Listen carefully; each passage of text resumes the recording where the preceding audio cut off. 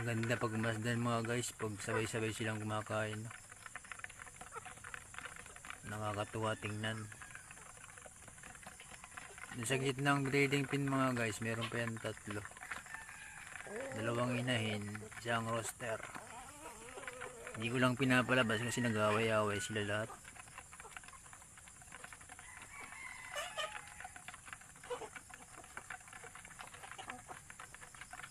Ayun yung isa nating kulay gray.